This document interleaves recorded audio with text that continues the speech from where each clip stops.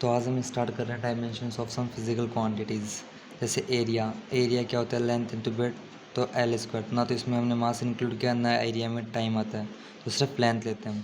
जैसे volume area into length, तो area L into length L square, तो ये क्या हो जाएगा एल क्यूब। वेलोसिटी क्या होती है, मास वो मीटर पर सेकेंड, तो मीटर का एल, सेकेंड का टी, तो ये क्या हो जाएगा एल टी इनवर्स। ठीक है।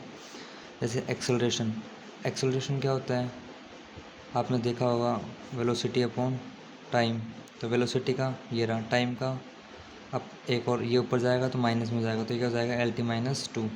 फोर्स क्या होता है आपका, मास इनटू एक्सेलरेशन, तो मास का एम, एक्सेलरेशन की डायमेंशन आपने भी निकाली है। ठीक है। अब आता है एनर्जी क्या होता है, एनर्जी होता है फोर्स इनटू डिस्प्लेसमेंट।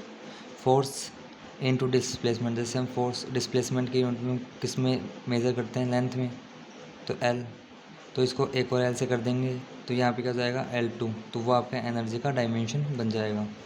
जैसे होता है फोर्स, हम फोर्स में क्या लेते हैं, एनर्जी पर यूनिट टाइम, तो एनर्जी आई गया यहाँ पे, अब इसको पर यूनिट टाइम, जैसे M L two T minus two upon T per unit time, तो ये टी ऊपर जाएगा तो माइनस का टू है, तो एक और हो जाएगा तो माइनस का थ्री।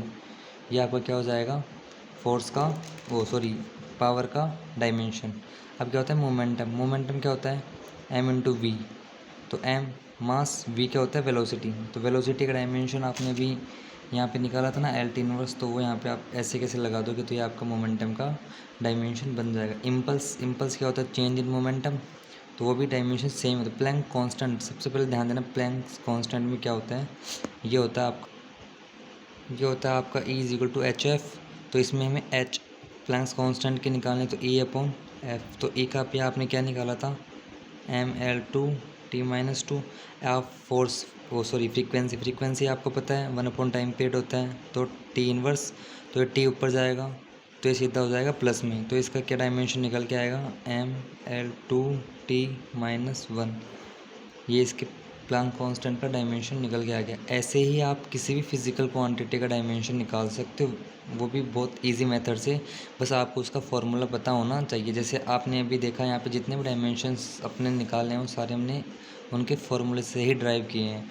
जैसे acceleration velocity upon time, force क्या होता है एक्सेलरेशन, वो मास इंटू एक्सेलरेशन, एनर्जी क्या होती है फोर्स इंटू डिस्प्लेसमेंट, पावर क्या होता है आपका energy per unit time, momentum क्या होता है एम वी, इम्पल्स क्या होता है चेंज इन मोमेंटम, और प्लैंक्स कांस्टेंट का आपने फॉर्मूला लिखा है, इसमें आपने एच की वैल्यू निकालनी है, तो इसमें क्या होता है ई एनर्जी, तो आपको एनर्जी का डायमेंशन भी पता है और आपको फोर्स का भी, वो फ्रीक्वेंसी का भी पता है, तो आप इससे आसानी से किसी भी फिजिकल क्वांटिटी का डायमेंशन आप ड्राइव कर सकते हो, बस आपको उसका फॉर्मूला आना चाहिए।